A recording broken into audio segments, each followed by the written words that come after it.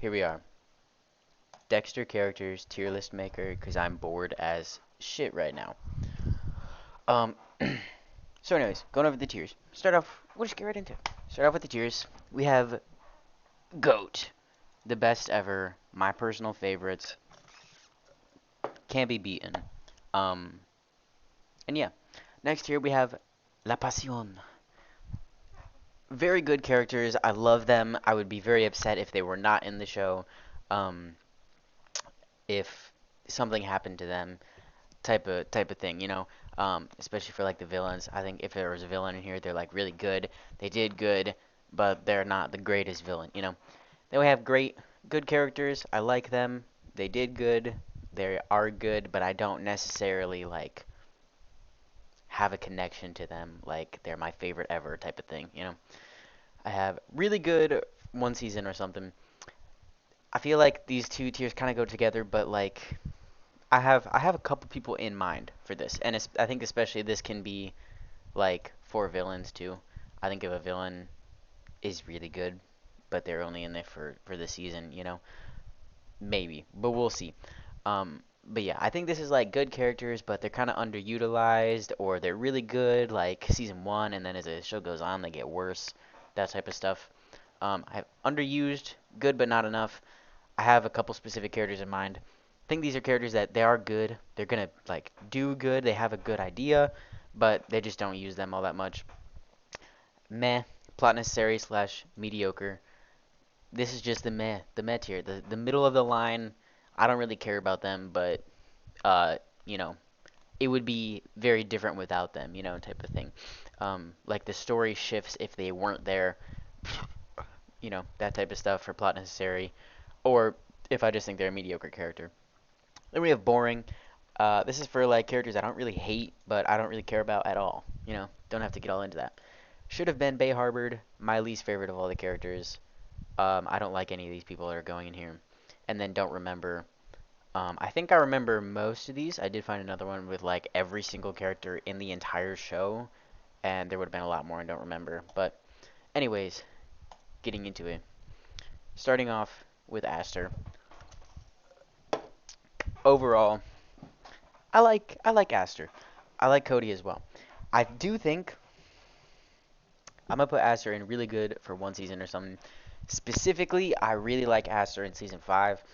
I think after Rita's death, Cody and Aster are criminally underutilized, and they shouldn't be because they're like part of the driving force of Dexter's character in the early seasons, and then they just kind of disappear, and I don't like that.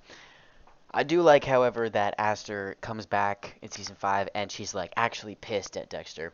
I think that's a very like fair, reasonable response that you would actually see in real life, right? Especially, I think she's like 11 or 12 or something like that when Rita dies. So this is like a teenager at like peak puberty age going through a traumatic thing, and she's like very pissed, and I like that. I think that that is a really good idea, and I think especially with her kind of blaming Dexter because she doesn't really know like how to really like think through what happened, and then also mixed with the fact that it is actually Dexter's fault, so she's not really just like a misguided teenager, even though everybody's just gonna see her as like a misguided teenager.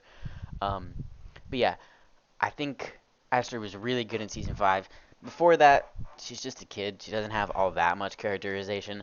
I forget what season it was, but when like she was at the beach, like they were all at the beach, and the one dude was like taking pictures of her, and like they met in the grocery store, and then Dexter had to go like kill him because he was like a child predator. I really like that plot line because that's something that like the show did not ever really go into. Definitely would fit like a moral compass of Dexter's, but it's not necessarily written in the code because they're not murderers. But I think that I'm kind of glad that that wasn't like a season long arc, but I really liked it, and I kind of wish it was longer than just one episode. Um, so yeah, there's Aster. Next is Arlene. I forget her last name, but Arlene is Hannah's friend. Um, I'm not even gonna get into her. I think Well, I will. I think she was underused. I kind of like the plot line with her and Hannah. That similar relationship as like Deb and Dex. Um, in the later seasons, like she's a guilty accomplice, but it's more like emotionally based. Like she feels like she owes Hannah something because she kind of like saved her by killing that guy, and Deb's kind of the same way. Like she loves Dexter, so she doesn't want to like get him killed or life in prison. I think that could have been a good plot line, but she was really only used like at the end. Um, I don't even remember what happened before Hannah got arrested. I think she like tried to get her to plant evidence or hide something. I don't even remember. But then like at the very end, the one U.S. Marshal guy was looking for Hannah, and Dexter was there and pretended to be dating her. Again, I think she could have been used pretty well, but wasn't. So I think she's just underused. Other than that, I think she's just kind of like boring or meh. I don't think that she's plot necessary, but she's just a mediocre character. But I do think, honestly, especially with like the threat of her kids being taken away, I do remember that she could have been used a lot better, but wasn't. So, eh. Next up, Anton. I also forget his last name, but it's Anton. Honestly, I'm gonna say meh. I would put him in boring because honestly, I don't care about this guy at all. However, I do like the fact that he got Skinnered at the end of season 3. If it wasn't for that, he would just be boring. Like, I don't care. He's just another boring Deb love interest that's not going to work out, that she, like, ends up hating or breaking up with because he's not 60 years old and isn't her dad. However, the fact that he got caught by the Skinner made it such a personal, like, attack, kind of. Even though it wasn't, because the Skinner didn't really know who Deb was. But it made her, like, invested. And kind of developed the character a little bit more. I think like overall, I still don't really care about him. I think he's boring, but I do like the fact that he got Skinnered, and then I also like that after he got saved, he punched Quinn in the face because he technically wasn't a CI anymore. But I really don't have much to say about this guy. He was really only in that season, and I don't even remember like how it ended with him. I think he just kind of disappeared after they broke up. So yeah. Next up, the ITK, Brian Moser, the goat. All right, the goat. Maybe a little bit of a hot take, but I think he may be the best villain in Dexter. Obviously, there's only two choices for the best villain in Dexter, and it's him, and everybody knows the other one. I don't know. I don't think I have a favorite. I'll leave that spot open because I like both of them a whole lot. But either way, I don't even know what to say. I love the motivation. I love the drive. I love that he knew everything about Dexter. I love how he got caught. I love how he got close to Dexter. I love how he was one step ahead all the time. Brian is the most interesting Dexter villain. I will say that. Because he really. I think Brian is not a psychopath and he's more of a sociopath whereas Dexter's supposed to be more like a psychopath. I also don't think Dexter's a psychopath.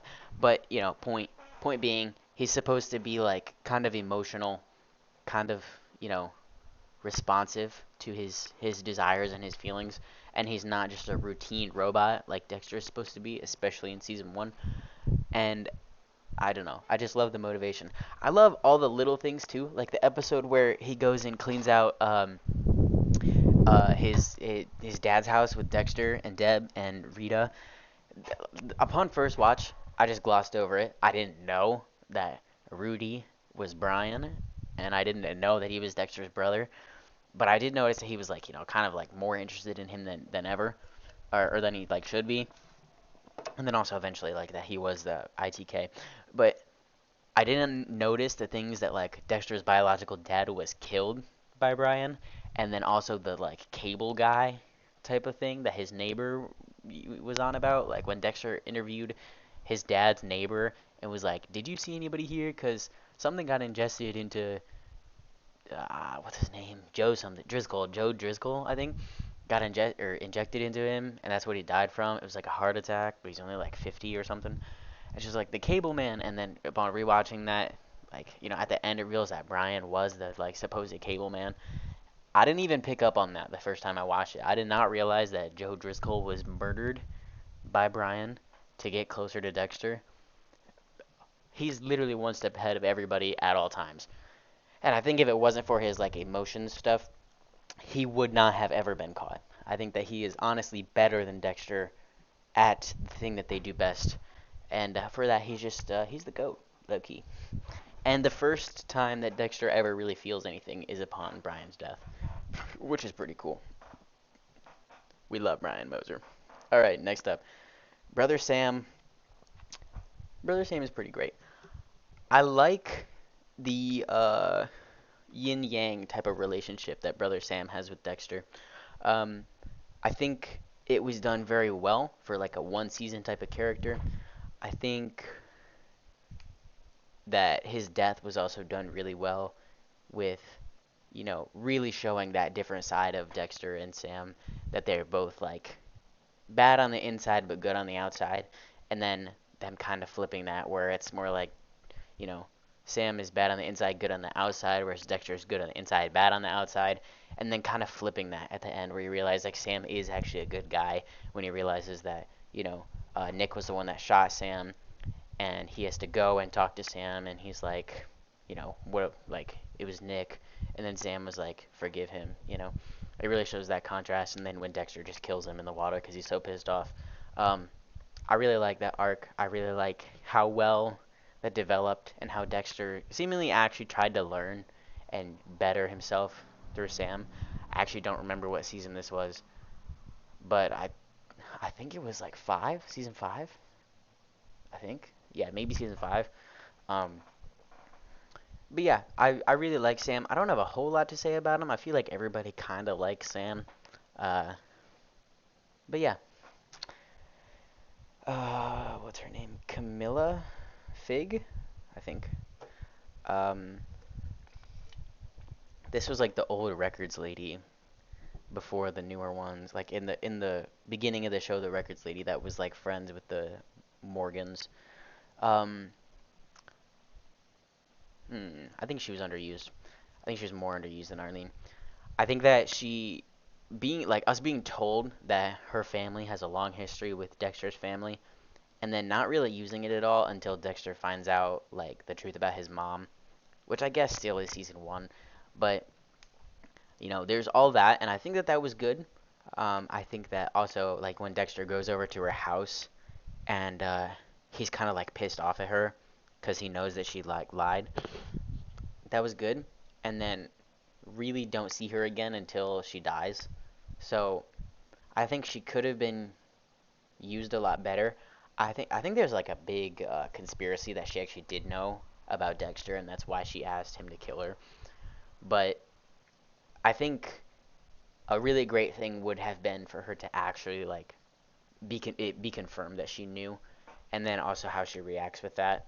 Um, I think that that would have been pretty cool. So I think she's just underused. This one, I actually can't even tell who that is. I don't know who that is. This is Dexter. This is. I have no idea. I don't know who that is. Okay. This is. I think this is Trinity's daughter. I forget her name. She's the one that shot Lundy and Deb. Um. Yeah, I can't remember her name. I think she was really good. Actually, I think she was meh. I think she was really good at the end of season 4, but she was really annoying and boring at the beginning. So I'll just put her in meh. I think like she was like an obsessive reporter at the beginning when we first get introduced to her. The only thing though is I knew that she was gonna be like some sort of twist or some sort of like villain, that type of thing, because she got way too involved, and is like, you know, if they had like reporters or people like that pretty frequently, or if they had even just like mentioned it. I know they kind of like mention the press a lot of the times, especially with La Huerta, because she's always giving like speeches and stuff. But she just gets way too involved in the plot line, and I was like, oh yeah, she's gonna be like super important at the end of the season. I just know it. So she was kind of meh. I didn't really like Quinn in this season at all. I really did not like Quinn until after season 4. So I also didn't care about her because the way she got into the plot was through Quinn. So she was just kind of meh, and I didn't like how she got implemented as Trinity's daughter because like why does she care? Why does she want to help her father? You know, I think like Trinity's other kids, Jonah and Rebecca, they kind of hate him. And there is kind of the theory like lots of victims of abuse like repeat the cycle or they're always trying to prove themselves, that type of stuff. I think that makes sense and that could have been something that worked, but it doesn't ever touch on that at all. It's just like, oh my goodness, it's Trinity's other daughter, and she wants to help him for some reason. So I don't know. I think she's just kind of meh.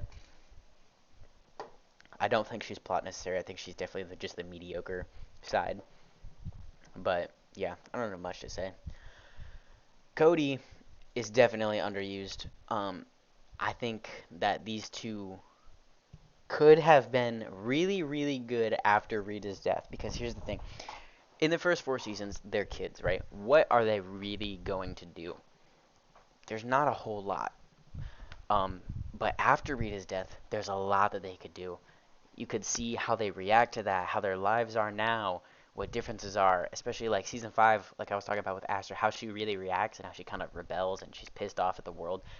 Cody is younger. I think if Aster is like 11, then Cody's 9, I think, and if she's 12, then he's 10. So he's a little bit younger, but I don't think Cody is like would have had that pissed off at the world type of reaction. And I would have loved to see how he reacted, but we didn't, right? He's just underused and pretty much ignored. And even when they come back to visit, I don't remember when that is. That's like later though. I think that's season 6 or season 7. Um, but there's the tiny arc with Aster where she's like getting high and Dexter talks to her, and Cody's only purpose is to point that out. Like, I think these two are so violently underutilized. However, I did like season 5 Aster, so I put her a little bit higher. But I wish that Cody and Aster were used so much more because they could be huge driving points in the plot, right? I don't remember when, but I think it's shortly after Rita's death where Dexter says like every time he looks at Harrison he thinks about Rita, like every single day. But after Rita's death, and especially after like Lumen, he kind of doesn't really talk about Rita, doesn't really mention her. And I think he should because even like Dexter himself kind of points out that Rita is the first time that he's ever really felt anything. And he should make note of that. And he also says that he loves Cody and Aster. He even tells them that as they're leaving for Orlando. Um, and they're just not used enough. They're great characters. I think they could have been the greatest characters. I also think it would have been a little bit interesting if one of them maybe had a little bit of the dark passenger stuff like they do in the books, but I also don't like the idea of them being like proteges. Prote- yeah, whatever. I don't like the idea of Dexter like training them or anything like that, but I think it would be interesting if like one of them, probably Cody because he's younger, um, would have been having, whoa, would have had some like violent tendencies or would have reacted in a certain way. We do know that Cody is kind of aggressive. Like one of the kids after their like camping trip or whatever says that Dexter snuck out at night and Cody just like right hooks him. That's pretty funny, right? Cody stands on business. I think that that would have been cool to see Dexter taking a more like parental role, instead of just Harrison, where he's just a baby, right? Where he actually has to deal with the kids. And also, I would have liked it if maybe they were more interacted with Lumen, and like Aster is kind of pissed off at Dexter for being with Lumen, and I think rightfully so, honestly. But would have been interesting seeing that dynamic, and then also like Dexter kind of putting his killing on hold because he has to like step up to the plate. It makes me upset how underused Cody and Aster are. I think honestly, Cody and Aster are the most underused characters in the show. Um, and so yeah. Next up, Saxon. I think meh as well. Saxon is honestly, actually, no, I think meh. I don't like season 8 really at all, but I do think that Saxon was a good villain. And I think that under different circumstances, he could have been the best villain, right? I love his motive. I love his background. I love his MO. I love how just blatantly psychopathic and violent he is, right? We don't really have that with any of the villains until Saxon, right? Like every single season, there's some sort of like weird thing, except maybe season 5. Like any of the Barrel Girls killers, they're kind of like they don't really have a motive. They're just like that. But all the other seasons, there's like the villain is very emotional, very developed, very driven, and there isn't until Saxon someone who is just blatantly violently crazy, right? So I do like that. However, I'll get into this. I hate Vogel. I hate Dexter and Vogel's relationship, and I don't know. I don't like Vogel at all. So that kind of ruins it a little bit. And I also hate Dev's death.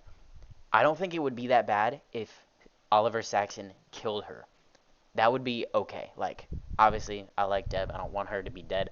But if she was going to die, I would want him to kill her and not him shoot her and then she dies of like an aneurysm or something or whatever happened. I don't remember.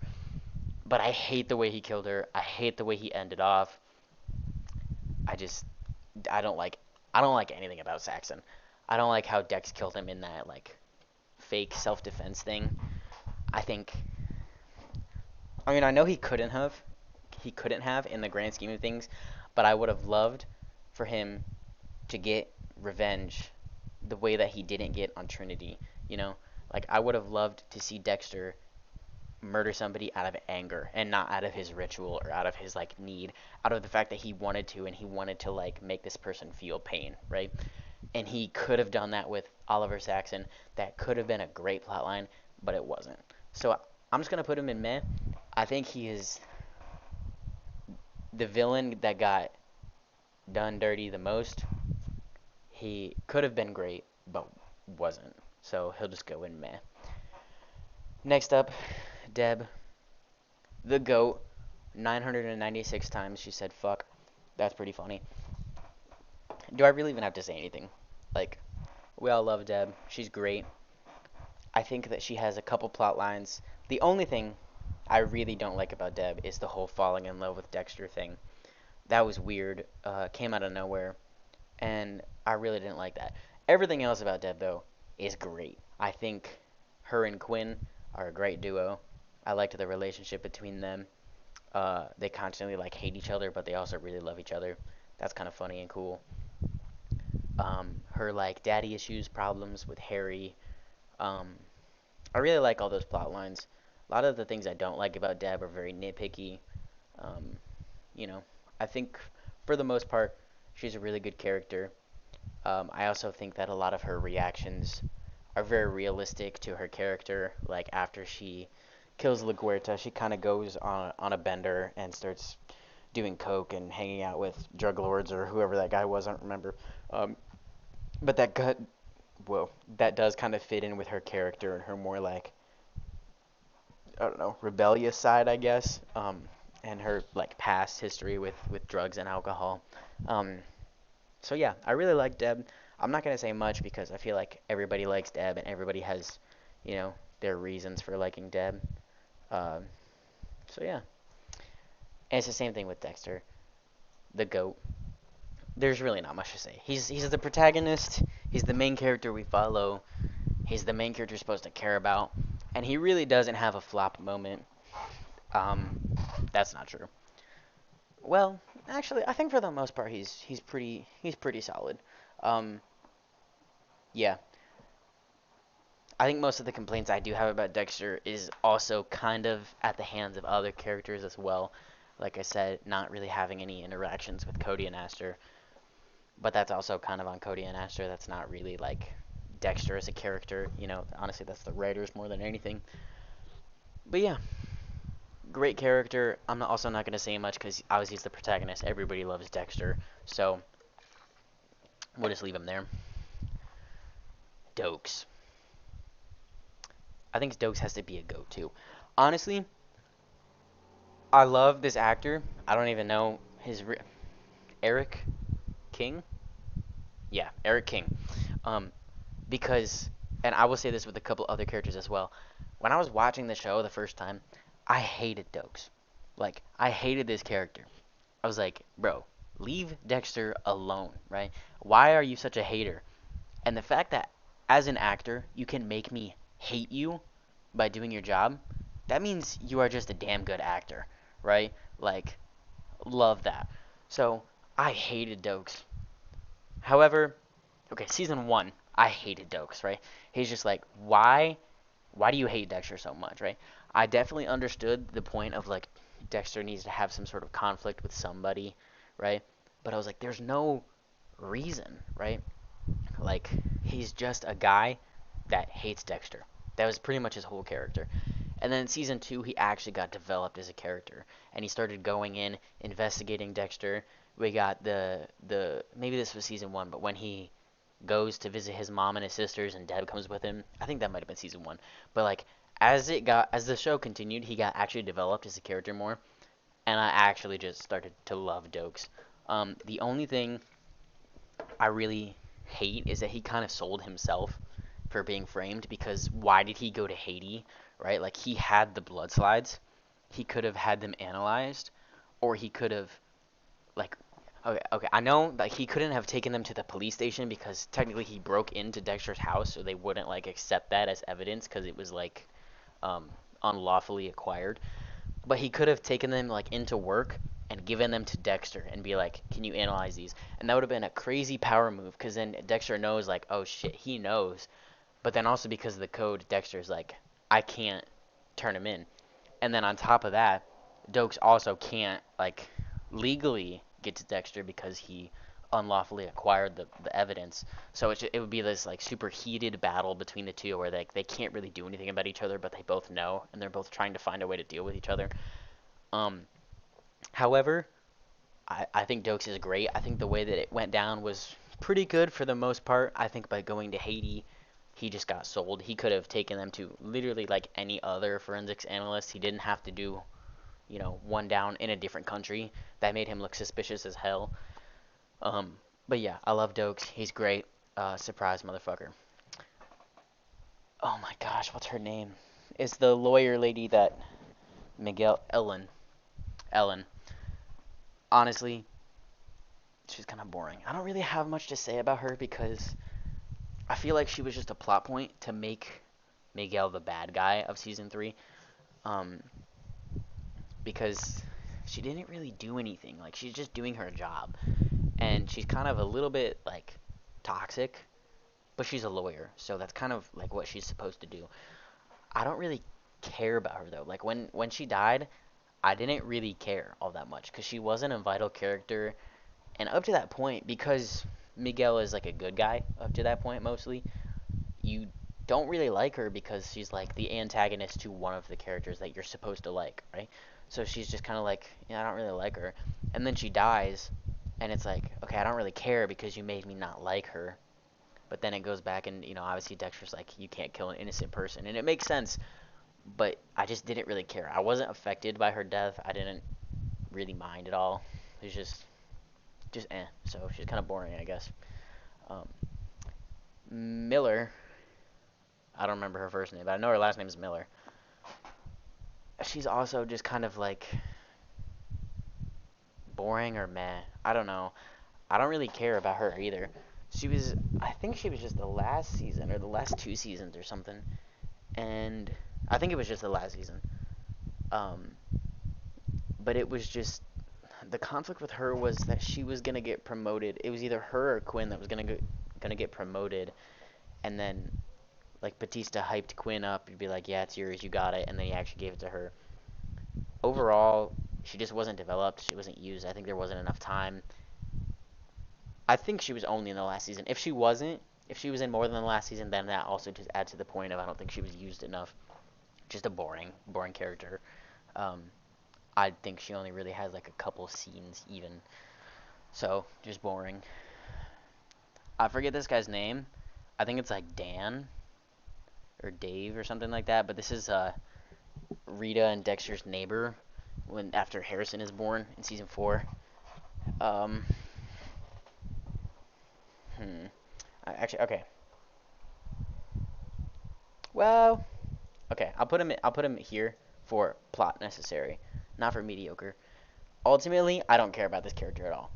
He's not really used up until the point where he kisses Rita, and then I liked it because Dexter got pissed off and went and confronted him. That was cool.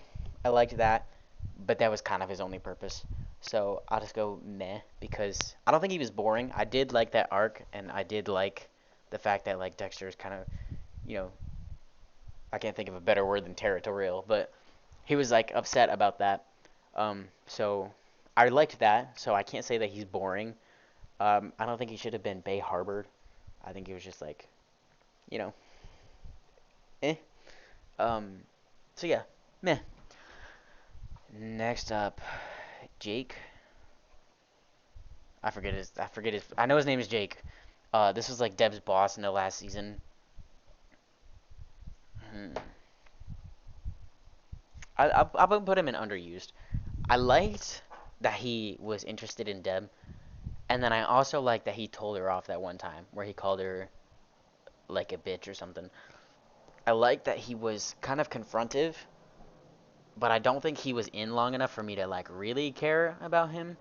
And then I think also he was investigating Dexter at the end of season 8 for I don't know if he had a reason. I think okay, either for no reason at all, like because he was trying to investigate Deb, or because the U.S. Marshal dude came to him. But either way, he got like way too invested in that case. Like he was just kind of like the boss of some company, like a private investigating company, and then all of a sudden it was that one, like that specific case with Deb or Dex, and he got like so invested, and it was just like, why? There isn't really, we haven't really seen him do that or anything like that. So like, why is he so invested in this one case? Maybe that was touched on, maybe I just missed it, but he was just kind of like, I think he could have been good if he was used earlier in the series, where he actually had time to develop and he was kind of like a conflicting force, like this guy right here. Um, but he was just in the last season, so he just kind of got underused. But I think that's more so because that was the final season and not because he was actually underused. I think he could have like developed as time went on, but he didn't get enough time. Frank Lundy, I don't really like Frank Lundy. I'm gonna be honest. He's a boring character. The only thing interesting about Frank Lundy is that Deb falls in love with him. And that's really not even on him as a character. He's just kind of there. And Deb is like, oh my gosh, you're just like my dad. Which makes it even weirder. Because, like, anyways, I don't care about Lundy. I didn't care when he got shot at all. Obviously, Deb did. And we were supposed to like Lundy. I will say, honestly, in season 2, I think he was much better than he was in season 4. But, I don't know. I didn't really like the whole thing where like he's good because he has a hunch. And like he bumped into Trinity that one time and then he was like, "Oh my gosh, that might be him." And then he was right. Like why does he have these hunches? That like the show expands on that a little bit with like Dexter. Like he has these hunches, but we know from watching he doesn't have these hunches. He's like stalking these people. He's looking at their records. He knows these things and he says he has these hunches because he's not allowed to tell you why he knows these things.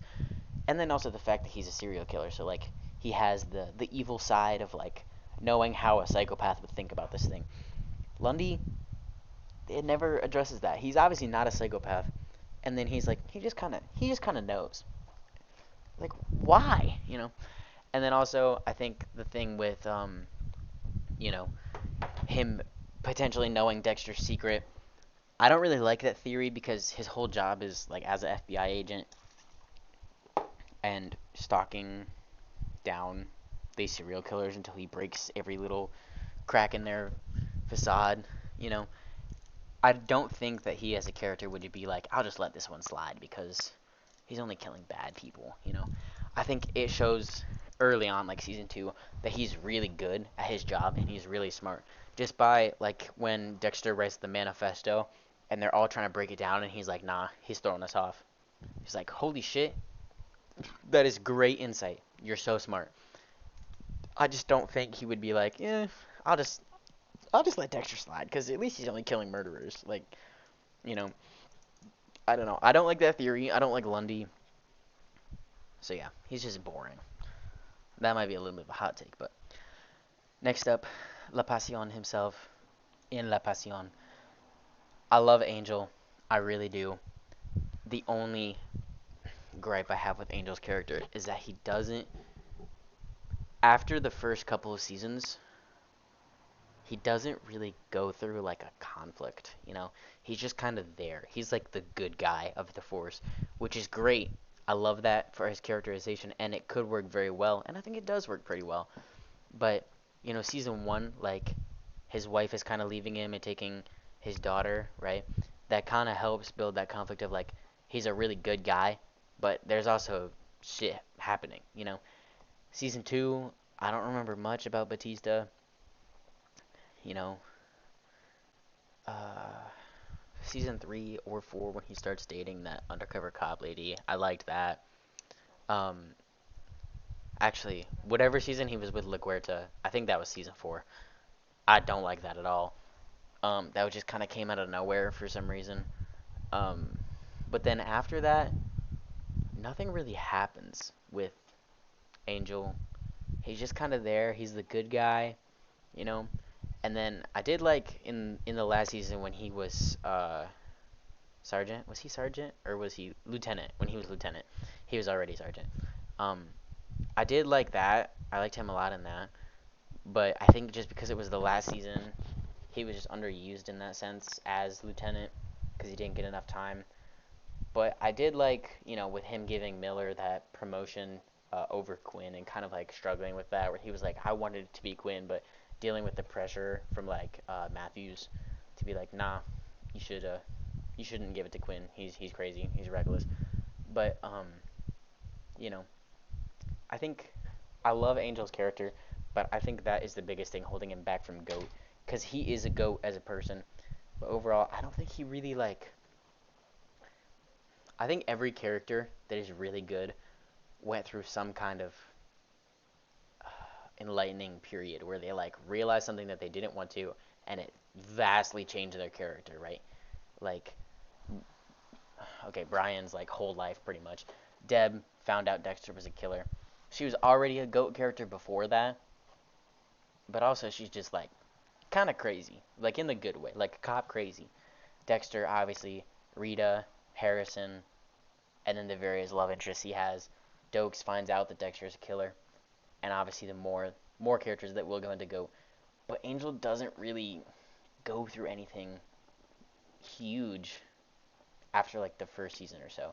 So I think if there was like something where Angel really had to deal with, or some sort of conflict that he really had to deal with on like a very very serious level that was seriously affecting his character, and like other characters noticed, he could have been in GOAT tier easily. And I still think he's like on the edge. He's probably like highest in La Pasión. We'll leave it at that. George something. I think his name is George. This is the guy that ran the strip club in season 7. He should have been Bay Harbored. First one, it should have been Bay Harbored. Um, and I guess he did die, but Quinn killed him. He was just annoying. Everything about him was annoying, and I think that's what he was there for. I think that was his job, but I don't know. He's just he more so served as like Quinn's antagonist for that season, but I think it also got to be like that. Like he just had a personal vendetta against Quinn for no real reason. Like he could have hated all of the cops and just kind of chose to hate Quinn. I do think it was because Quinn was probably just the easiest to get to since he was dating the stripper. But I don't know. He was just kind of like Isaac, but without the depth, without the characterization. You know, I never really cared about him, and therefore everything annoying or bad he did was just annoying or bad. It wasn't like intriguing or interesting. You know, so he was just, Dexter should have just taken care of him. Look, Oh my gosh. I hate Hannah. Hannah's probably my least favorite of all the major characters in the entire show. I don't like her at all. I don't like. The only thing that I did like about Hannah is I like the fact that she was a killer, like Dexter, and I also like the fact that she was a smart killer. Like, she didn't just kill people, she used poison. Um, and especially when she killed the journalist guy. Um, Sal? San? I think his name's Sal. Sal Price. Um, that's this guy. I think this is Sal Price. Anyways, but I think that she was stupid.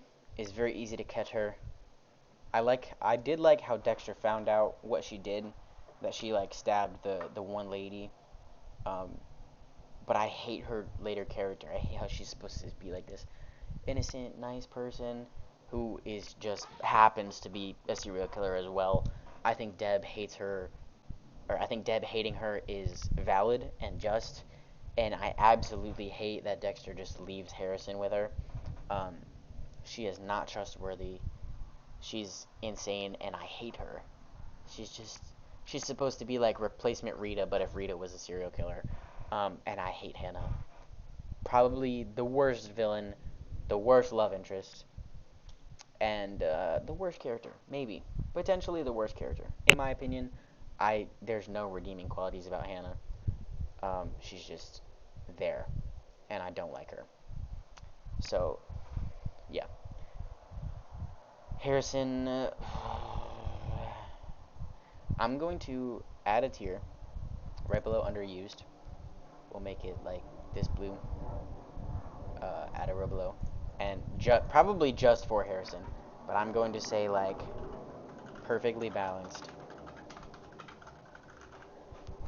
And in that, I mean, I don't love Harrison's character, but also he's like 4 or 5. I'd say he's like 3 to 4 for the time that we can actually like observe his character and not just him being a baby. And then 5 in like the last season. So I don't hate him, but I don't like him. But I think he's just perfectly utilized. There's nothing wrong with this character. There's nothing great about Harrison, but there's nothing bad about Harrison. I think he is like perfectly utilized. So yeah, we'll change this word to utilized. Utilized. Is that how you spell utilized? Yeah, it's with a Z, right? You know what? Change it back to balanced. So yeah, I don't have much to say about Harrison. I think it's kind of hard to characterize like very young kids as characters because they're too young to be characterized.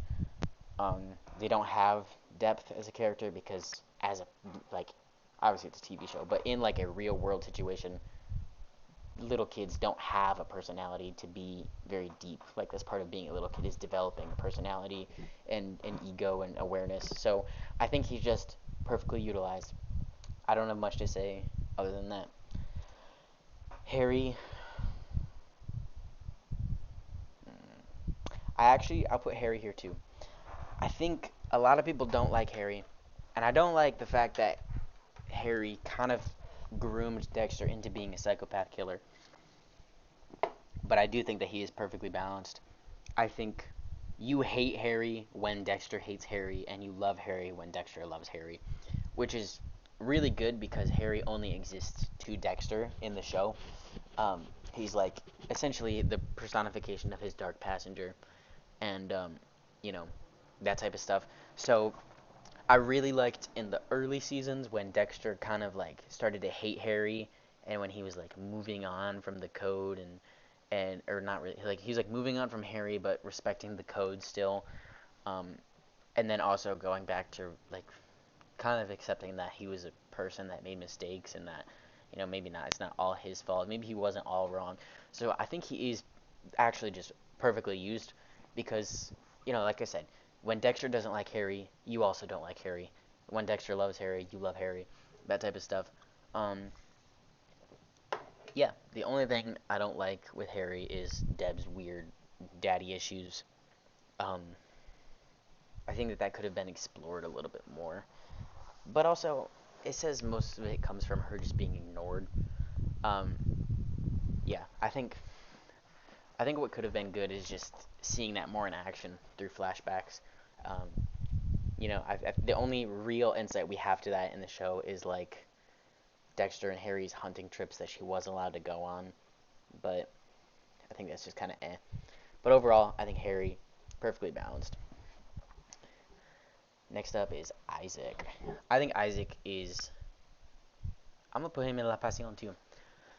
Isaac is really good. I think Isaac is the saving grace of season 7, and I think season 7 is probably potentially, other than the fact that Hannah's in it, the best of the last four of seasons. I think everybody kind of agrees the first four are like the greatest Dexter can be, and then the last four are like the more fallen off side of Dexter. I think season 7 may be the best of those seasons. Um, so yeah, I like Isaac. I think he was a very well developed character, and I like the fact that he is less of the natural born psychopath, he just does this for fun type of killer, and more of the like money hungry, power hungry, executive type of psychopath, where, the Patrick Bateman style of psychopath, where a lot of it, he is that way as a person. He is a psychopath. Not really. He's a sociopath. Um, but it's also kind of used in a way to get power, to get money. I really like that.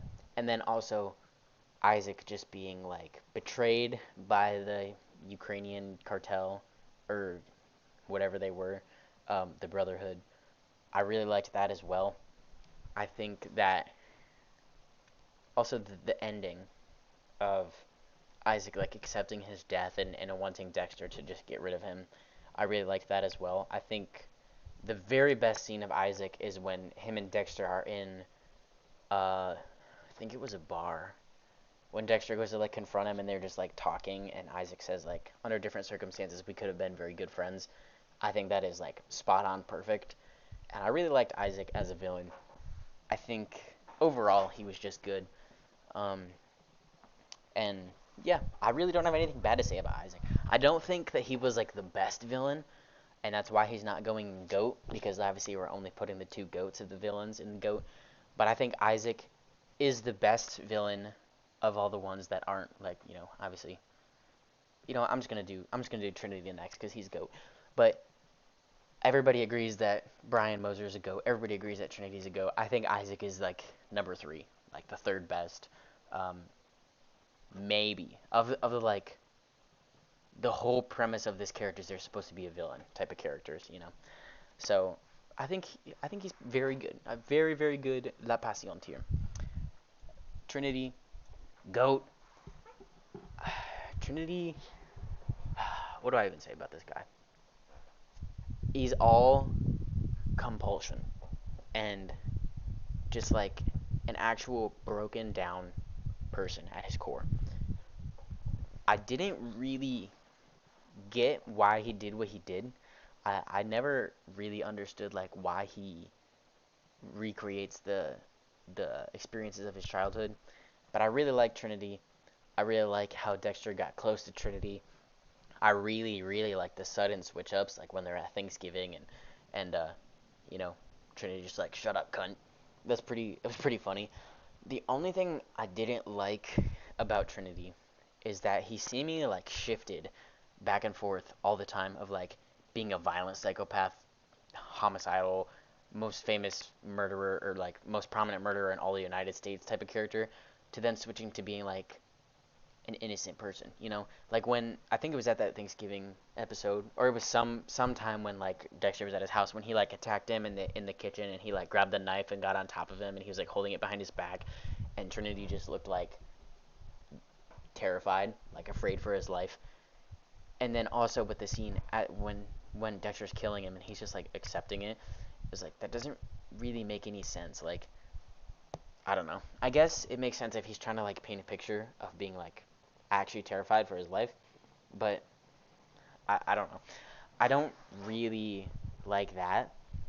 However, everything else about Trinity, I really love. I love the fact that he's so controlling over everything that like his kids' whole lives are determined and controlled. I liked the twist of like him being abusive as well, just kind of leading like bleeding in slowly to the fact that this guy is violently crazy and maybe the worst, most morally depraved character a TV show's ever, portrayed. But starting out, he's just a good he's just a good guy. He's a good regular guy, you know. So obviously Trinity's the goat. I'm not gonna get much deeper than that. Everybody knows Trinity's the goat. Um, so yeah. Next up, Jamie. I think Jamie's pretty perfectly balanced. I think when she's first introduced, she's just Harrison's a babysitter, and if that was it, I'd put her in underused. However, in the later seasons when she starts dating Quinn, I like to see that part of Jamie as well because she actually gets developed as a character, and she kind of goes on the same side to really show you that Deb and Quinn are supposed to be together because like Deb always dates very like unavailable men or just men that she has no real interest in and just ends up leaving. And you see through Jamie that Quinn kind of does the same thing. Like I don't think Deb is ever really with somebody that's like good for her or like just a generally good person. Um, until maybe arguably Quinn. I think he's like good for her, but like Quinn is dating Jamie and she's like actually just a good person, probably good for him, and he's like, nah, I'm good. But through that we get to like see her character actually develop, and she becomes a pretty good and important character in the plot. And I think she's about perfectly used. I liked when she was dating the intern guy. He's not on this list. Lewis. Um, but yeah, I did like that. I liked the way that ended too. I like how Lewis was like setting Dexter up, and then he just swung back and did it to him instead. That was pretty cool. But yeah, I really don't have much to say about any of these characters in Perfectly Balanced because they're just perfectly balanced. They're used to the perfect extent, and I like them. But I also don't like them. They're just okay. Jonah. I think Jonah was pretty good. Jonah's pretty perfectly balanced as well. I liked I liked that he hated Trinity, and I also liked when I don't remember what season it was. Maybe six. I think season six. When he killed his mom because she was abusive as well. And then like him also like living with that, and especially seeing the fact that he actually asked Dexter like, how do I live with this? Like, what do I do now? Um, yeah, I don't have much to say. He's just, I think he is perfectly utilized as the rebellious character.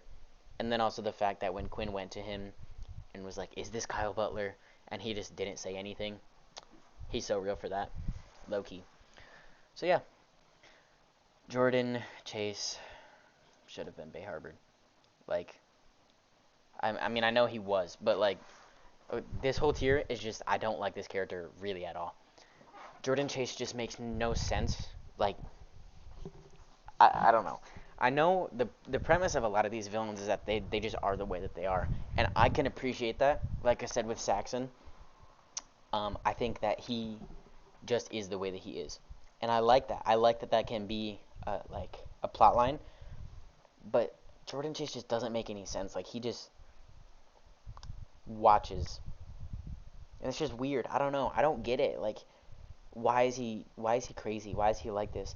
And then the plot line with the I forget her name, but like the first girl that the Barrel Girls gang ever, let's say, assaulted, and he's just like, I don't know, she was just like in love with him or something, and she was like working with him. I really, this might be a little bit of a hot take, but I don't really like season 5. I didn't really like the Barrel Girls stuff. Like it was just okay, you know.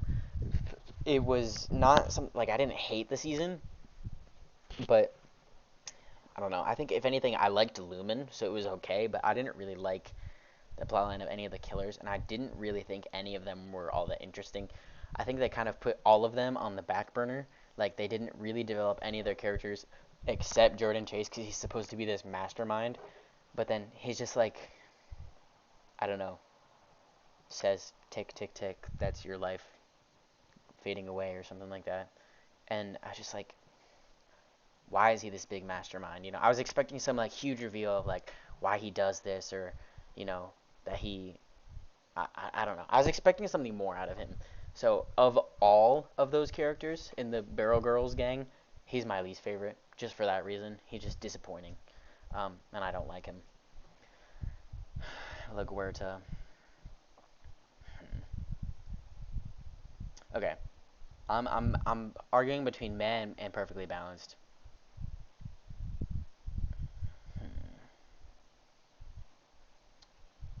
Actually, she's pretty good. I'm gonna put her in great. As a character, I don't like LaGuerta, which means that she's a good character because you're supposed to not like LaGuerta. I would say in the early seasons, she was actually just like down here or boring. Like her whole thing is that she's just this preppy lieutenant that hates Deb. But like as time went on, especially in the later seasons of the show, I actually didn't mind her as much. Um, and I began to, I don't know. I started off hating her, and then I began to like just not really mind her. So I think that she's a pretty good character. I do like that she figured out Dexter's secret with the Bay Harbor Butcher, and I do like that she is constantly at odds with Matthews. I think that's like a very real portrayal of how a lot of this stuff works, um, about her being like discriminated against and how she is kind of bitter. The only time where I really didn't like what was going on with LaGuerta, because obviously like early seasons she's supposed to be, you're not supposed to like LaGuerta, so I didn't like her, and that's like her purpose. That's what she was there for, right? But then like when she was with Angel, I just I didn't like that. Like why? Where did that come from, right? I did, however, like the her in season 3 when Miguel was trying to kill her and when she was like slowly figuring things out, like you know, it goes to show she's not really like a terrible detective, but she also is like kind of the worst detective in the world. Um, but but yeah, again, like I said with Ellen Wolf, she just like these two have a friendship, and then she's dead like the next episode or 2 episodes later, and I was just like, oh, okay, right. So I think overall she's a pretty great character. She serves her purpose very well. Maybe I'll put her in perfectly balanced. Yeah, I'll move her down to perfectly balanced because I just think like she's I think she's good. I don't like her. However, you're supposed to not like her. So she serves her purpose very well, and we'll just leave it at that. Lila, here's my greatest hot take. I love Lila. Lila is such a good character and a huge reason why season 2 is arguably my favorite season. Lila is just terrible, and that's awesome, right? I never saw the stuff with Lila coming, basically. I never knew what she was gonna do next, and I never saw the twist with her. She's just there, right? I kind of hated her for like pursuing Dexter, especially because he was with Rita, and we'll get into Rita in a bit. But I liked the fact that she was so like interested in Dexter. Like she took a personal interest in this character or in this person that she didn't know. Um, and then also thinking that he's just like not willing to admit his problem with drugs because obviously she doesn't know he's a serial killer. And then going on to like she also has no feelings, and just the thought that she goes to these like recovery meetings, these sobriety meetings to learn emotions. That's such a crazy like. I was actually blown away when I heard like Dexter say that at the scene when they're in like the aquarium. I think that's the last episode of season 2. I love Lila's character. I love how she will do anything to get at Dexter, and she's like driving him crazy. And he actually gets to a point where he's like, I need to do something about her. I love that she was willing to accuse Batista of sexual assault just to get at Dexter. And I love that she kidnapped Rita's kids just to get at Dexter. Like it starts off with her being this like, you know, victim of, addiction, and maybe she's a little bit crazy, but she's like the good kind of crazy, the personable, real life example kind of crazy, where it's like you've done some stuff and that stuff's affected you. To her, as the show goes on, fully developing into no, she's like an actual psychopath, sociopath, whatever. I loved Lila in season 2. I loved how she was handled. I loved how she carried the plot, and I loved how Dexter killed her. Honestly, I love that he was actually kind of emotional about it, and he was like, "No, you don't deserve to feel this. You actually did help me. I do care about you, but you also you violate the code, so gotta get rid of you." So I love Lila's character. I think she was done perfectly. I would say perfectly balanced, but I actually like her. So she's gonna go in La Passion, very very good, and that's probably my biggest hot take. I really like Lila. I think most people actually hate Lila. So yeah. Next up, Lumen. I think she goes really good in one season or something. I think Lumen was good. I loved her motivation. I loved her mistakes. I loved that Dexter kind of had to help her. Like she was gonna kill that one guy under the bridge, and then Dexter got to her, and he was like, "He's that's the wrong person." And she was just like willing to make that mistake. Um, I love that she's kind of the more. I think Dexter is the more like groomed sociopath, and Lumen is the more like broken sociopath. Kind of like Trinity, where like something happened that made her so you know numb. Uh, and yeah, I think the only reason I even remotely cared about season 5 was because of Lumen. I liked her motivation. I liked the plot. I liked that she wanted revenge. Um, but yeah, overall, I didn't like the Barrel Girls gang. I didn't like how Dexter and Lumen got caught and Deb just kind of let them go. I think out of any plot armor event, that's probably the best one because that's something I would say is at least understandable.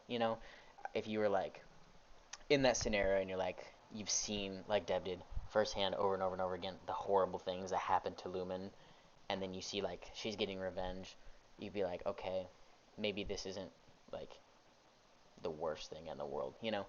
But I still don't love the plot armor type of stuff, and so yeah, I think Lumen was probably the best part of season 5. I Yeah, overall, I just like her. I like the motivation. I like that she doesn't trust Dexter at the very start, and then she slowly like only trusts Dexter. Um, so yeah, I think she was really good in season 5, and then just disappeared. So next up is this guy. I think this is the U.S. Marshal that's like hunting Hannah in the last season. Um, I guess I'll just go boring. I don't really care about him. I didn't care about him. He was like I was gonna say he's like way too obsessed with trying to catch Hannah, but I guess that is kind of his job. So I'll put him in meh because I do hate Hannah. So I liked that he hated Hannah as well. But overall, it really wasn't all that developed. It wasn't all that deep. It was just someone to run away from. So he didn't really have like there really wasn't any reason for me to care about him watching it. So I'll just go meh or mediocre. Maybe plot necessary so that Hannah and Dexter have something to run away from.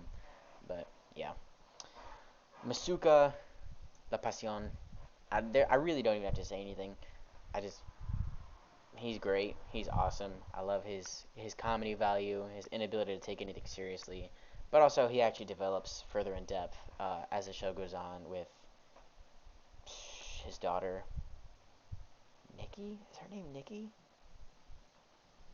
I don't remember her name. I think it's Nikki. But anyways, I like Masuka a lot.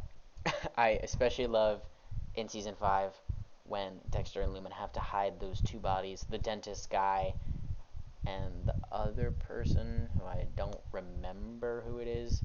But like Dexter got him and wrapped him in plastic, and he was left in the trunk because Lumen went preemptively.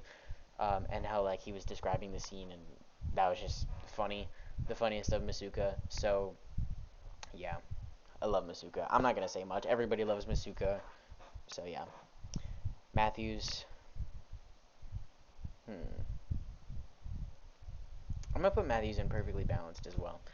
I think he kind of goes with LaGuerta, and like I don't like Matthews, but that is his purpose. You're not supposed to like Matthews. He's supposed to be this like kind of toxic, annoying cop that you really don't like. He's a dirty cop, and you're not supposed to like him. And I think he does that absolutely perfectly.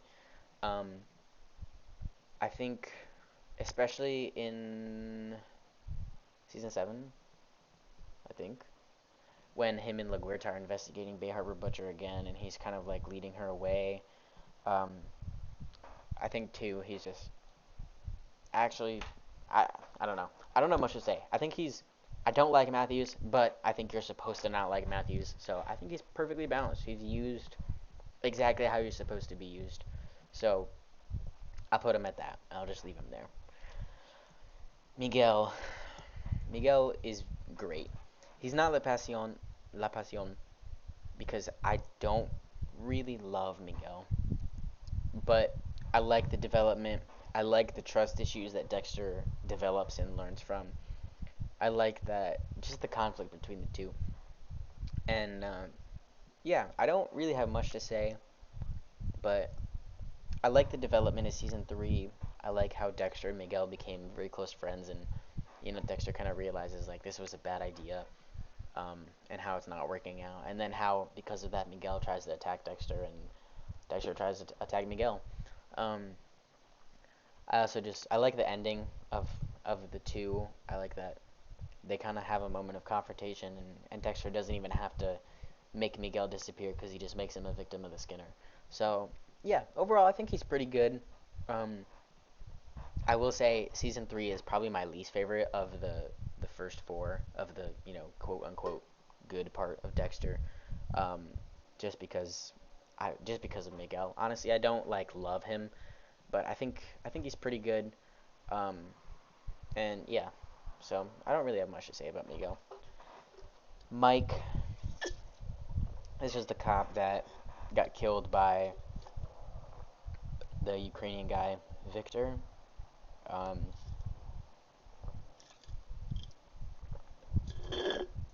I would say he was really good one season or something. I liked him. He was good. He was a replacement for somebody. I forget who he was a replacement for, but I did like that. Like he was kind of sexist towards Deb when they first met, and then him being like, "Oh shit, I'm sorry." Like, you know, he was very. He was kind of like Batista and Quinn put together, I think, because Batista's like, you know, what's that? Like I forget what this like chaotic neutral, that type of stuff. Like, um, Quinn is like the bad side, Batista's like the good side, and he's just the middle. He's like all the good stuff with Batista, but he's also like a very hands-on, active cop who is kind of willing to do the job, but without all the like alcohol and stuff like Quinn. And I don't think he's a bad cop. The only reason I will say that he's not better is because I'm pretty sure he's only in one season. I'm almost positive it's season 6 with Doomsday. I liked him, but that was it. He was just there. So yeah, I'll say really good one season. Um, here's the stripper. I don't. Well, yeah, I'll just put her in. I'll just put her in meh. I didn't really care all that much about her. I think honestly, she would have been a lot better if she was given some sort of characterization like Svetlana from Shameless. You know, she was the same boat. She was just a stripper, but the the show made you care about her with the connections to the people that she was with. Um, however, the only real connection is that she was with Quinn. But I also, when I was watching this whole season 7, I just kind of had it in my mind that she was using him. So I didn't really feel like she ever really loved him. And then also with her just like running away at the end, I don't know if I was right, but I did kind of feel like I was right. Like I just didn't really care about her. I think she was kind of meh. Um, I don't think she was plot necessary, but I did like Quinn in season 7 for this reason. I like that he was much more invested as a person and as a character. So in that sense, I like the concept of her like Quinn being interested in somebody and then kind of overstepping boundaries and having to break rules and having to do things that he doesn't agree with or would get in legal trouble with for her. I liked the idea of Quinn actually being in love, but I didn't necessarily really care about her, so I'm just gonna put her in meh. This is, I think it's Nikki is her name, Masuka's daughter. I think she was boring, honestly. Like, I don't know. I didn't really. She just wasn't in long enough to be developed. Um, maybe I'll put her in underused. I don't know. Either boring or underused, honestly, because when she came in, it gave Masuka that enlightenment of like when he went to the topless bar that she was working at, and he was just like, man, I don't like this. Like I never considered like these are people's daughters. I liked that plot line. Masuka's kind of like growing up, um, but then I also liked the plot line of her being like just looking for money, and then it was like revealed like no, it's not that, and it's just like okay, now what? And there just wasn't enough time after that was revealed for her to have a purpose. So I think she's just kind of boring. Paul is great. I think Paul is probably the most like underappreciated villain of the whole show. Um, because what do I even have to say? Like you hate Paul when you're watching the show. You hate him. There's no reason to like him at all. You know what he did, and he's just like coming back into Rita and Cody and Aster's lives, and he's just gonna like pretend that it doesn't happen, right? And yeah, the I really don't have anything bad to say about Paul. I love his characterization. I love how Dexter dealt with him. I love how I love how like aggressive he is and how he's trying to mask it. Um, yeah, I love Paul. I think he's very very underappreciated. He's like the first villain of the show because season one's bad guy is Brian, but like at least in Dexter's eyes, he's not like the bad guy. He's like trying to understand Brian, whereas Paul is like the actual antagonist interacting with Dexter, being the bad guy. And this kind of happens with like multiple villains, like season three with Miguel being the main primary villain, like Brian in season one, but the Skinner being the more like front end villain, and that's kind of like what Paul is in season one. I really like Paul. I really like how they used Paul, so I'll just put him in great. This is the professor. I forget his name. I he's just boring. I would say he should have been Bay Harvard, but he was dead at the very beginning. I will say, and this may make me seem stupid, I did not see the twist coming. Maybe I just wasn't watching closely enough, and I haven't watched season 6 since watching it the first time, so I'm sure if I watch it again, like I'll be like, "Oh, yeah, I get it now." But I don't know. There was a couple of times where after like after revealing the twist, I was like, this doesn't make any sense. Like the scene where Travis and Dexter are in the car and they like see him walking and then they like point out like, "Oh my gosh, there's the professor dude." And I was like, "Wait, but he wasn't actually there." So like is Dexter seeing him his dark passenger too? Like I don't know. Um but overall he's just boring. He's just a crazy guy. But then with a twist obviously it makes sense, but I don't know. I will say I'm actually I'll put him in meh for plot necessary. Um, so yeah, definitely essential to the plot of season 6, but overall just kind of meh. But it definitely makes sense in the context. Quinn, we're gonna put Quinn in great. Early on, the only reason I won't put him in La Passion is because early on I really don't like Quinn. I like the idea of Quinn, a more like morally gray person to add to the main lineup of the cast. But as the show goes on, I like Quinn more and more. Like I said, I think season 7 Quinn is really good. I think season 7 may even potentially be peak Quinn. Um, but he doesn't. I would say that other than season 7, he doesn't really do anything like amazing, or he doesn't really have any. I don't know. He's good. I like Quinn. He's great, but he's not the best. He's not a goat. Um, I would say I did like in season 8 when he had that issue with Batista where he was gonna get promoted and then just kind of got fucked over. I do like that. I like that he becomes more humanized as the show goes on. He's not just like the bad cop, you know. So I'm gonna just put him in great. I don't have a whole lot to say, um, but yeah, he's Quinn. This is Miguel's brother Ramon. Um, should have been Bay Harbored, honestly. The moment that he pulled a gun on Dexter at the rehearsal dinner, they should just got rid of this guy. Um, I didn't like Ramon. He's just actually, I don't know. The good thing I do have to say about Ramon is he's supposed to be that like conflicting character that Dexter kind of goes to and says like you need to move on and forgive yourself and forgive your life and forgive the people in your life because look at what it's doing to you. But overall, I just didn't really like care about him, and I don't know. I don't have much to say about Ramon. I just didn't really like him. I didn't think he was a good like. So okay, I think like I said this earlier, with Miguel is supposed to be like the big season 3 villain, and the Skinner is like the small season 3 villain. I think before Miguel is revealed to be a villain, it's supposed to be like the Skinner is the big season 3 villain and Ramon is the small season 3 villain.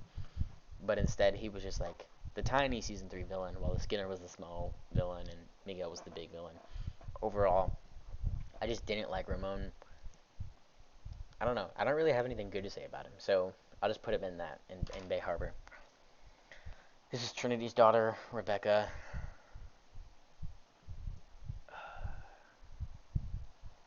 I just put her in boring. I didn't like her, but again, kind of with like what I said about Harrison is she's not. I don't think that she's too young to be characterized, but she isn't ever characterized because of how young she is. I think she's like 15 or something. So she's not like too young to have an actual personality, but she is too young to be like matched with the other characters in the show, and yeah, really developed. So I don't really have anything to say about her. The only notable thing I remember is that she like tried to flirt with Dexter, and I really didn't like that. I was like, that's kind of weird. Um, but also it makes sense, and she's like completely living a completely controlled life, trying to find a way out. But yeah, I don't know. I don't really have anything great to say about her. She's just kind of boring. Rita, the greatest Dexter character, the very top, my personal favorite. I love Rita more than any TV character, really ever. Where do I even begin?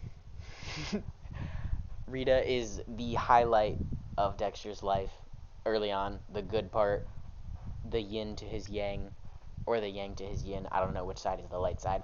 Either way, I love Rita so much. Oh my gosh.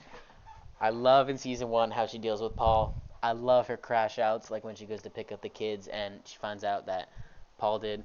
I love her other crash out at the hotel when she calls the customer a bitch. I love how chill she is. I love when she literally gets accused of assault on Paul and she just calls Dexter. She's like, "What do you think I should do?" Instead of like breaking down or losing it, she like composed, chill. We'll figure it out. I love Rita so much. I love how she deals with where's this dumb idiot, this guy, and she's just like, "Oh shit, hell no, I gotta get the hell away from you." And I will genuinely say, Rita's death was the. I watched a lot of TV, lots of TV shows, love lots of TV shows, lots of characters, lots of stories. Rita's death is the only time I have ever been genuinely upset at a TV show. There has been a lot of shows that I've fallen in love with to death, like Better Call Saul. After, well, nobody, they didn't really die, but after that like split between Jimmy and Kim, I was like, damn, that sucks, you know. What are some other really good shows that I was like obsessed with? Breaking Bad, I guess, like, you know, all the, and I'm not even gonna get into it. It's too much. Everything sad that has happened in every TV show I've ever watched has not compared to Rita's death, and that shocking moment when he just walks in the bathroom and her like pale ass face. Oh my god, I didn't cry because I've never cried at a TV show, but I was genuinely upset.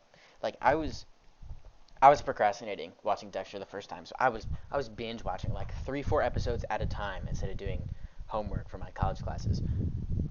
However, I hit the last episode of season 4, and I watched that, and I actually just turned it off. I turned off the TV, and I just sat there in the dark. It was like 4 in the morning, probably middle of the night, and I just sat there, and I was like, damn.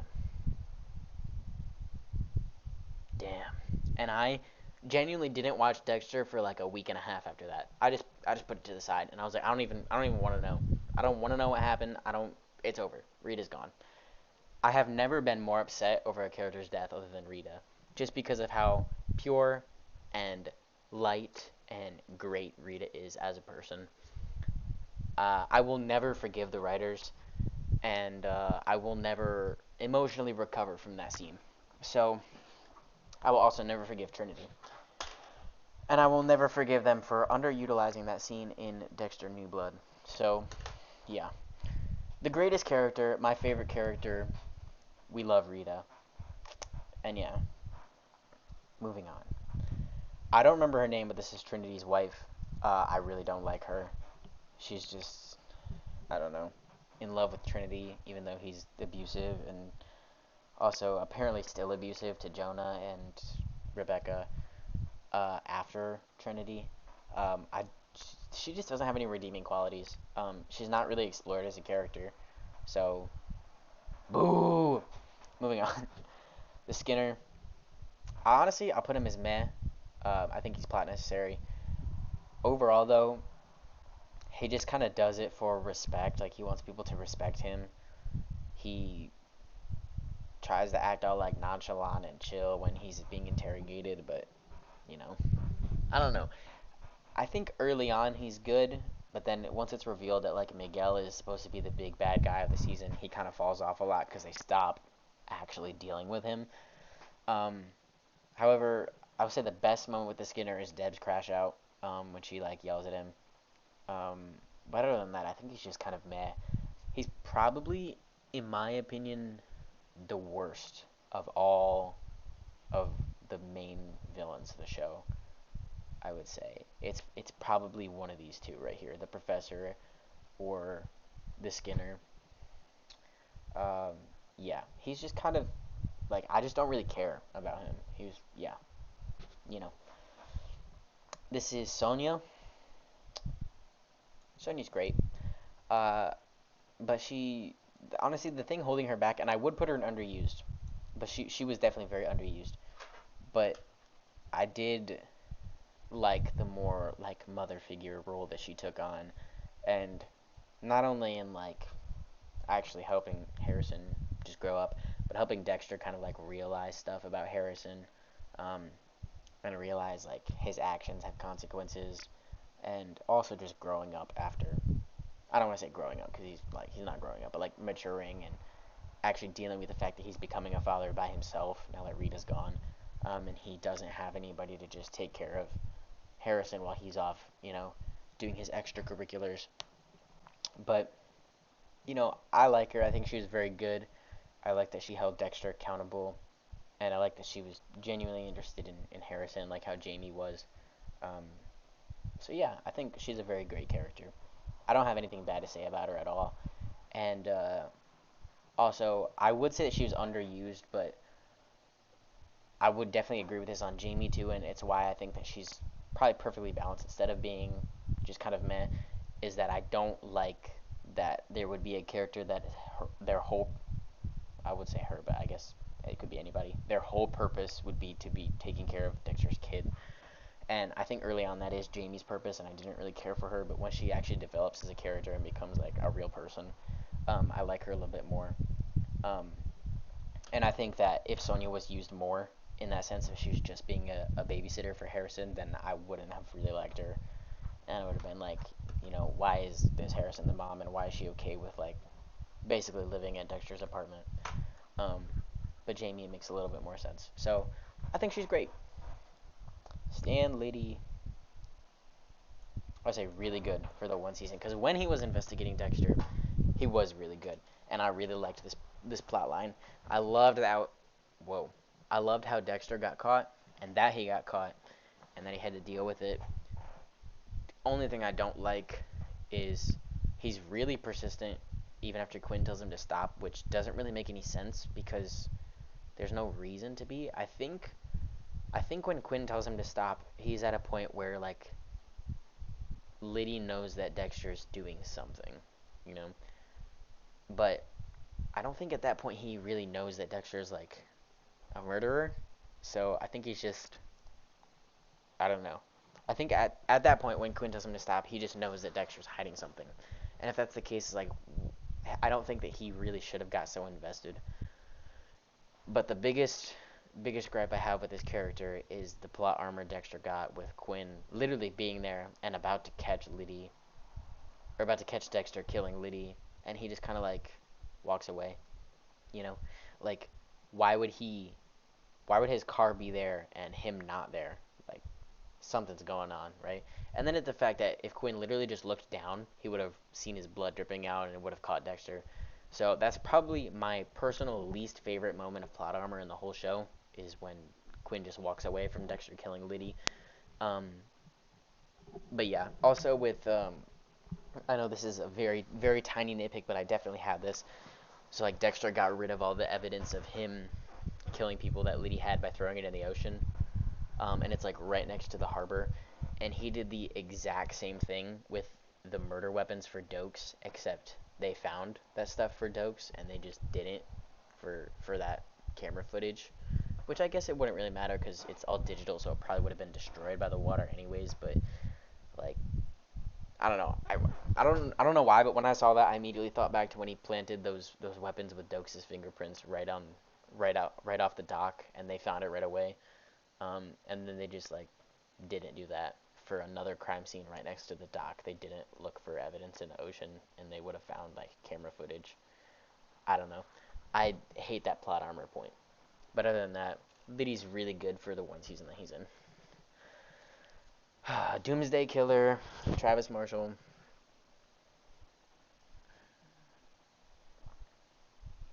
I really don't know what to say here. Honestly, very honestly, hot take. I don't hate season 6. I My favorite thing about season 6 is Travis's motivation. I love the fact that religion was brought into it. And it's not because I don't like religion. If anything, I would say I'm a like remotely religious person. But I do love the crazy religious person. Like I don't want to say it's a stereotype. I love the way his character was handled. I love the fact that he was like so caught up in this, he was willing to do anything. And I like that Dexter called him out on it too. I think people hate this season because of the twist, and I think that's fair. My biggest thing I would say I didn't like about it was just the switch up because it's kind of supposed to be like Travis is not aware that his professor is dead. But then it goes to the point where Dexter finds out that the professor is dead, and then all of a sudden Travis just loses that whole side of like his whole personality, his whole innocence, his whole like victim mindset, and just immediately switches to like violent, homicidal, religious maniac. It's like I think it was okay, but I think if anything, it would have been better if Travis more so did not accept that the professor guy was dead, and I don't know. I think he just had to switch up way too fast. Um, but overall, the season was very good. I will say, whether you like season 6 or not, I think you do have to admit this has the best kills because these are not just kills. These are on display. They're portraits of what, Travis is trying to say. And I think especially with the angel one in the greenhouse, I think it's Angel of Death, something like that. That one is very creative. It's the first time the show really strays away from people are just dying or they're just dead, other than season one. You know, with people being like without blood and perfectly cut up. Like Miguel kills people, throws them in graves. Trinity has a pattern. There's the Barrel Girl stuff. It's just people show up dead. It's all a pattern. But Travis actually puts them on display and has a message, and they're all different, and it's not just repeating the same thing over and over again.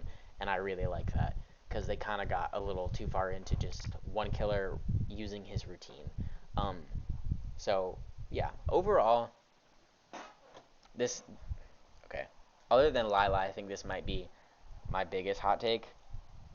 But I would say he's pretty good. I liked Travis. I honestly didn't hate season 6. So that, yeah, either that or Lila's my biggest hot take on the list. I promise. Okay, I don't promise because I don't know. Maybe you like really love one of these next couple characters, or you really love Hannah McKay for some reason. I don't know. Vogel should have been Bay Harbor butchered. I hate Vogel. Just they tried to bring back the Harry figure where Dexter's like really loyal because she's family, but she's not. She's the reason Dexter is the way that he is.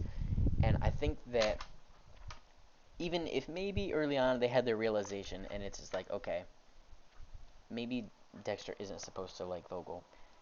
They had a way out with him discovering that she was taking notes on him and they just didn't use it. I think there's no reason Dexter should care at all about Vogel, and he does. And she kind of has plot armor for that reason. I think that, I don't know. I don't really have anything good to say about Vogel. I don't like her. I don't like her characterization. I don't like that she's obsessed with psychopaths. I don't like that she's trying to like treat Deb, but also gaslighting her and manipulating her the same way that she did with Dexter and with Harry.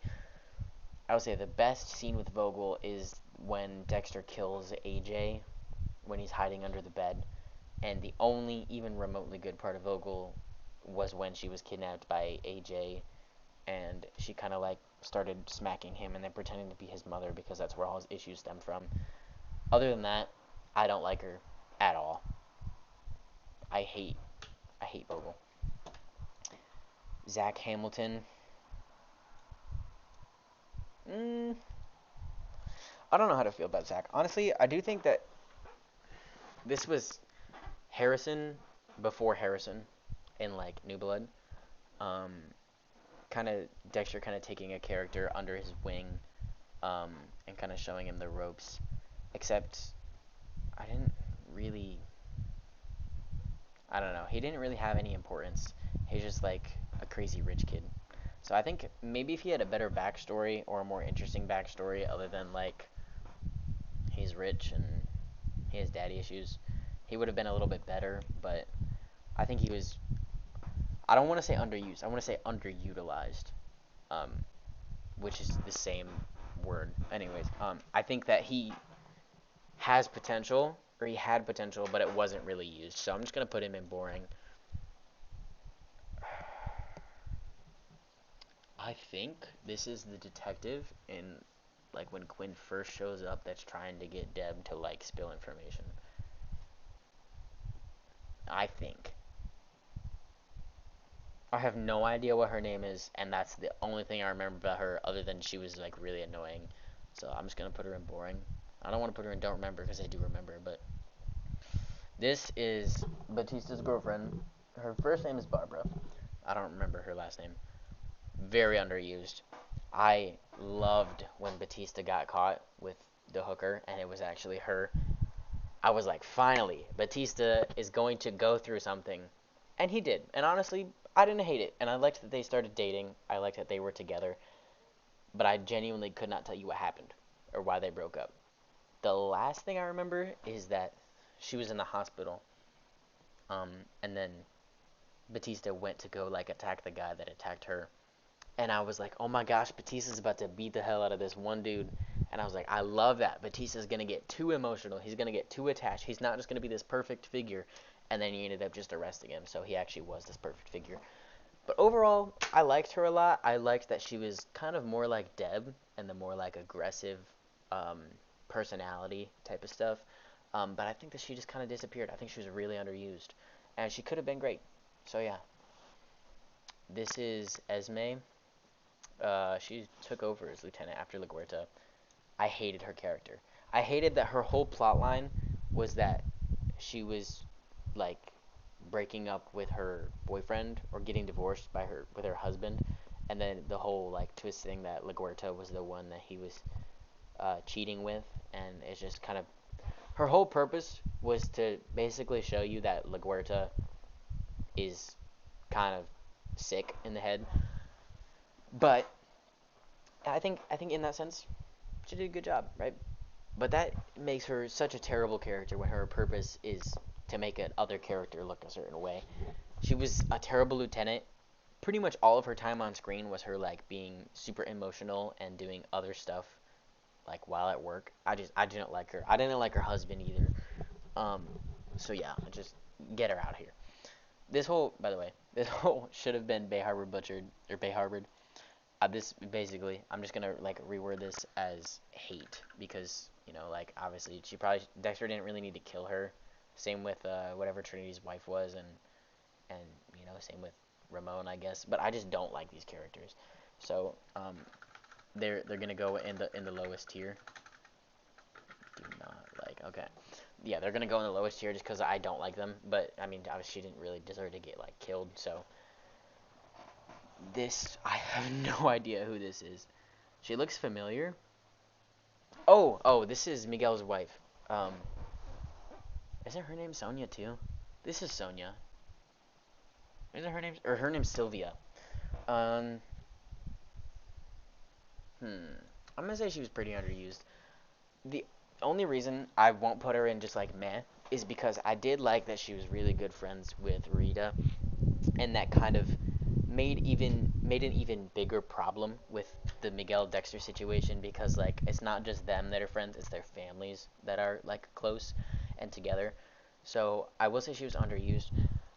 Um, but yeah, I think the other thing too is that she disappeared after Rita disappeared. I think honestly, if their families were really close like that, then she would have been there a lot more for Dexter, or hear me out, at least tried, because I know Dexter probably wouldn't have wanted that. But yeah, she was underused. I think she could have been. I don't know. I think she could have had a much bigger impact than she actually did. I did really like that she caught Miguel cheating, or quote unquote cheating, even though that's not what he was doing. I liked that development. I liked her and Rita. Um, Also, all of this stays true if that is Miguel's wife. If it's not, then we're cooked and ignore everything I said and put her in don't remember. One of these two is Sal Price. I think it's this guy. I'm gonna put him in meh for a plot necessary because obviously Hannah McKay killed him. I really don't have much to say. There's nothing really notable. It's just to kind of show you who Hannah McKay is, and it's like, is she actually a killer, or what's going on? Or not, is she actually a killer? Is she actually crazy? Is she actually like a serial killer, or is she just like did this one time or two times, or you know? But no, kind of his purpose is to kind of show you who Hannah is, and for that he's okay. But I don't. I think he fits perfectly in this plot necessary type of tier, where it's like I don't really care about him, but like something major would have changed if he wasn't there. So I'll leave him there. Um, this I don't know who this is. I'm gonna be honest. I have no idea. And honestly, I don't know who this is either. I feel like I should, but I don't know who. Honestly, I'm pretty happy that there's only 3 characters of this whole list. I think there was like 60, 60 something, 61. Yeah, right here. I'm pretty happy that out of 61, there's only 3 I don't remember. Um, but yeah, these 3, I don't know who they are. And I just finished Dexter probably like 2 weeks ago. So they're either very insignificant or they could be very early on in the show. Um, and so yeah, so those 3. Next up, this is Rita's mom. I don't remember her name, but I know it's Rita's mom. And I'm also going to put her in Perfectly Balanced. I think she plays a much bigger role than perceived. I like the fact that she was like manipulating Rita, and she's like, I came down to help you," and then it's actually like, oh yeah, she got fired, and yeah, so now she's kind of leeching off you, by the way. I did like that. I also liked how controlling she was because it kind of, in a sense, it showed you why Rita made the decisions that she made.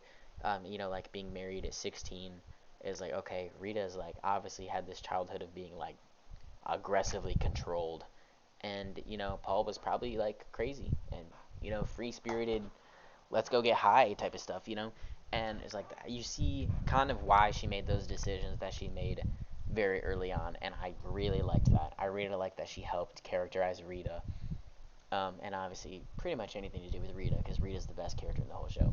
Um, so yeah, I think that she was perfectly balanced. I think she very did a very good job at portraying the reason that she's there. And yeah, I don't really have anything. I mean, I do have things that are like bad to say about. I don't like her, but kind of going in with like Matthews and LaGuerta, you're supposed to not like her, so she serves that purpose very well. And last two, I'm gonna go over these very quickly because they are just kind of very, very, very mediocre character, or not mediocre. What's the word? Like not really all that important to the overall scope of the show. They're like very specific. I forget this guy's name, but this was the guy Hannah McKay dated when she was like 16 or whatever, when she was going on that murder spree across the country. I think his name's Randall or something like that. I don't remember. But overall, I think he was underused, honestly.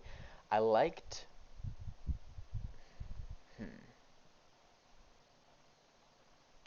I liked that he kind of wasn't explored because I know I've complained about this a whole lot with the other characters and them like not being developed, not being explored.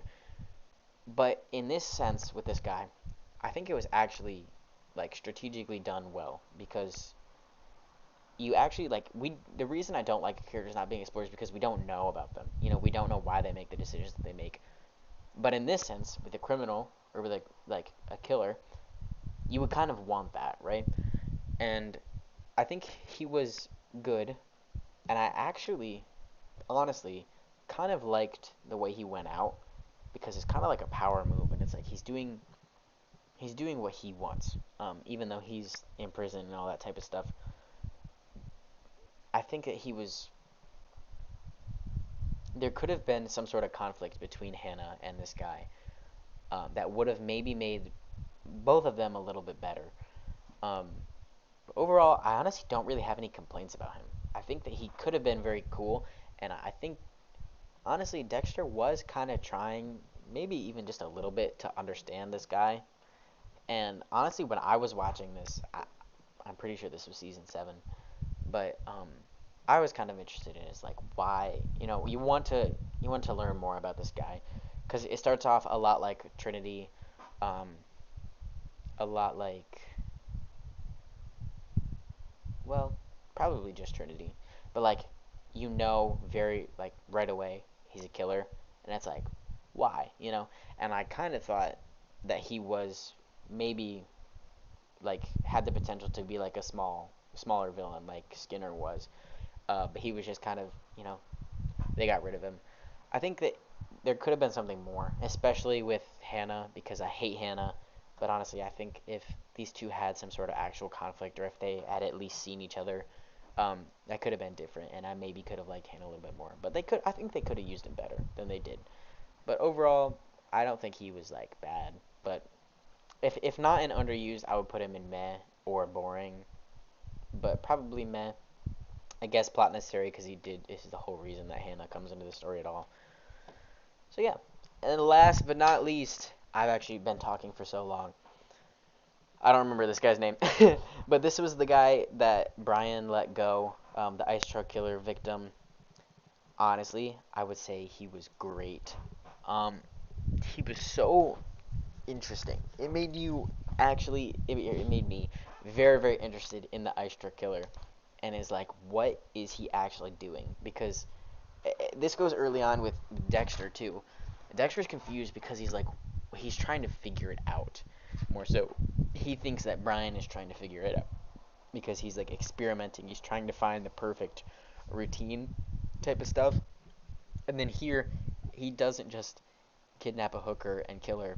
He kidnaps this guy. I'm pretty sure he made him put the body parts on the hockey rink. He was like the hockey rink guard. Hockey ring. Is it rink? I don't remember. Who cares? He was like the guard, and then he like kept him and tortured him. Basically, he like cut some of his limbs off, and then not only that, he gave him prosthetic limbs, which is just crazy. Like he was looking at the dude that did this to him the whole time. But I also like that he was like a very happy guy that I loved when they wanted to blindfold him to like get more evidence and see if he could remember more things. And it was like this very happy guy, and there's like, holy shit, he's like actually traumatized, which obviously he should be, and all makes sense. But I really like this guy. I don't remember his name, but I really liked him. I think he could also definitely go into like perfectly balanced.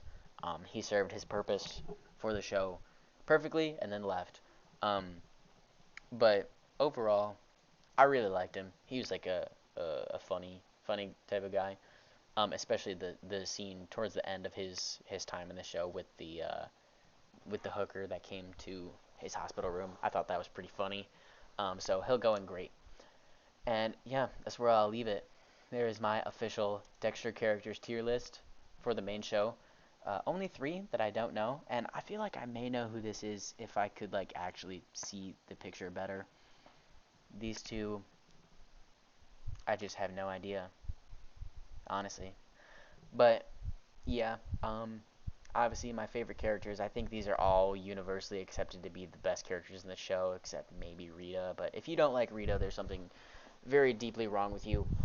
And really, realistically, you should love Rita, because she is the best character. Um, I think there is some minor adjustments that could be made or argued.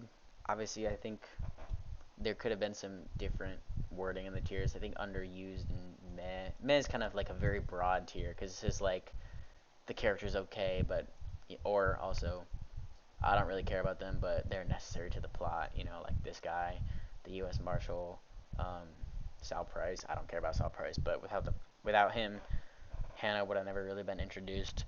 And then there's like Anton and Trinity's daughter and Saxon, where it's like they're just mediocre. But yeah, there's my official tier list by me, my takes, my opinions. Um, so yeah, we'll leave it at that.